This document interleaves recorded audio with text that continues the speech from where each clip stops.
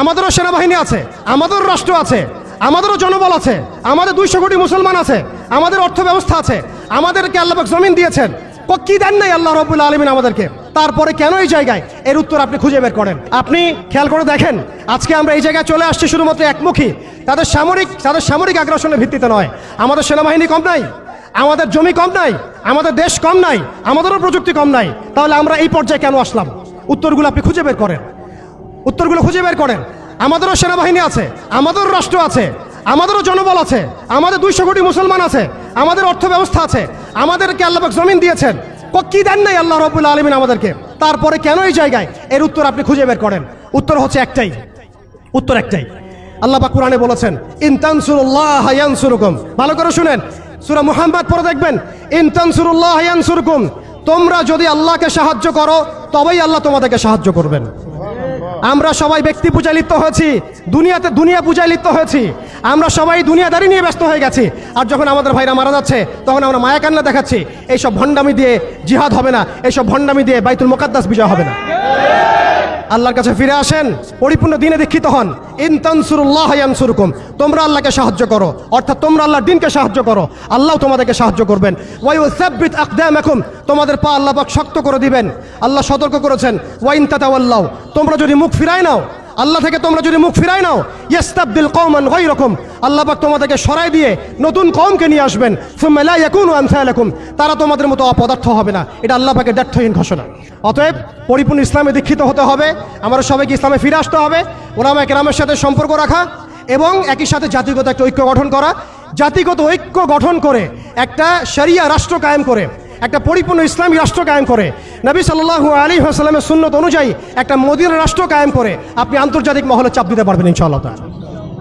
আর যদি সেটা না হয়, আর যদি আমাদের রাষ্ট্র ব্যবস্থা, সরকার ব্যবস্থা, প্রশাসন এগুলোর ধার না ধরেন, তাহলে আমি বলে দিচ্ছি, আপনারা লিখে রাখেন, আজকে গাজ্জাবাসীর যে অবস্থা হয়েছে, আজকে ইরাক, সিরিয়া, লেবানন, জর্ডান এগুলোর যে অবস্থা হয়েছে, আমাদেরও যে সেই অবস্থা হবে না এর কোনো গ্যারান্টি নাই। মিয়ানমার আমাদের উপর যেভাবে রোহিঙ্গাদেরকে চাপিয়ে দিয়েছে, আপনি আমি কোথায় যাব? আমাদের উপর যদি এরকম অবস্থা চাপিয়ে দেওয়া হয়, আপনাকে আমাকে কি ভুটান জায়গা দিবে? আপনাকে আমাকে নেপাল জায়গা দিবে? আপনাকে আমাকে কি মায়ানমার জায়গা দিবে? আপনাকে আমাকে কি ভারত জায়গা দিবে? আপনাকে আমাকে কি পাকিস্তানও জায়গা দিবে? অতএব আমাদের এই জমিনে, আমাদের এই সংগ্রাম, আমাদের এই জিহাদ আমাদেরকেই করতে হবে, আমাদের ইসলাহ আমাদেরকেই করতে হবে, আমাদের ভবিষ্যৎ আমাদেরকেই করতে হবে। আল্লাহ পাক বোঝার তৌফিক দান করেন। বাংলাদেশের এই অবস্থায় এখন একটা ইসলামী রাষ্ট্র গঠনের কোনো বিকল্প নাই। আপনি আমি চাইলে লক্ষ কোটি মুসলমানকে সেখানে চাপ প্রয়োগ করে পাঠাতে পারতাম যদি আমাদের ইসলামিক রাষ্ট্র থাকতো।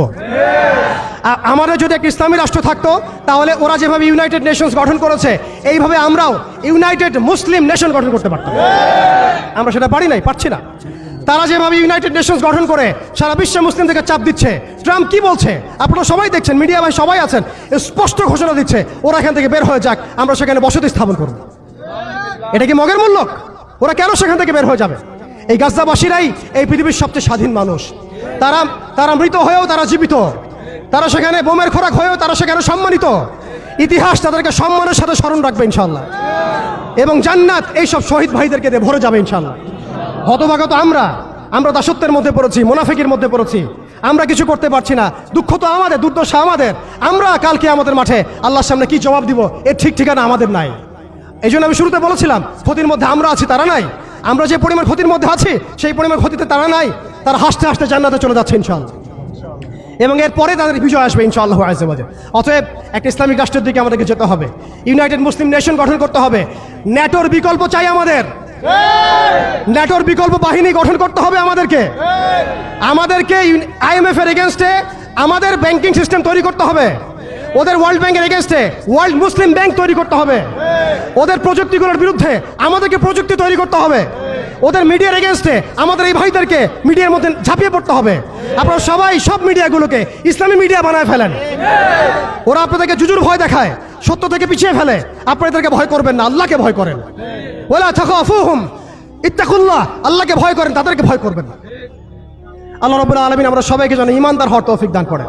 এইভাবে যখন আমরা একটা ঐক্যবদ্ধ শক্তি হতে পারবো ইনশাআল্লাহ, দেখবেন আজ হোক আর কার হোক, আমরা সেই মোবারক জাইশে অবশ্যই যোগ দিব, যেই জাইশ ইনশাআল্লাহ বাইতুল মুকাদ্দাসকে মুক্ত করবে, স্বাধীন করবে, বিজয় ছিনিয়ে আনবে ইনশাআল্লাহ। এই বিষয়ে মনের মধ্যে কোনো রকম হীনমন্যতা রাখবেন না, কোনো প্রকার সংশয় রাখবেন না যে আগামীতে অবশ্যই সেই বাইতুল মুকাদ্দাস থেকে কালিমা লা ইলাহা ইল্লাল্লাহ মুহাম্মাদুর রাসূলুল্লাহর এই পতাকাই উড়বে ইনশাআল্লাহ তাআলা।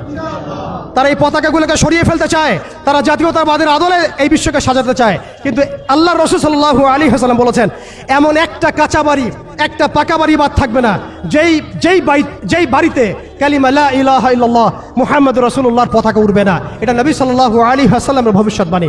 আল্লাহ পাক আমাদের সবাইকে সেই মকবুল কাফেলায় শরীক হওয়ার তৌফিক দান করেন, আমাদেরকে আল্লাহ পাক ইসলাহ দান করেন, আমাদেরকে আল্লাহ পাক সেই হারানোর সম্মান আবার ফিরায় দেন, আমাদের সবাইকে আল্লাহ পাক আবারও সেই ঈমানদীপ্ত প্রজন্ম তৈরি করার তৌফিক দান করেন। আল্লাহ পাক আমাদের সরকারকে শক্তিশালী করেন, একটা ইসলামী রাষ্ট্র গঠন করার তৌফিক দান করেন।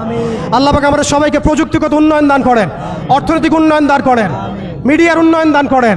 আল্লাহ পাক আমাদেরকে স্বতন্ত্র ব্যাংকিং সিস্টেম দান করেন, স্বতন্ত্র সামরিক বাহিনী গঠন করার তৌফিক দান করেন।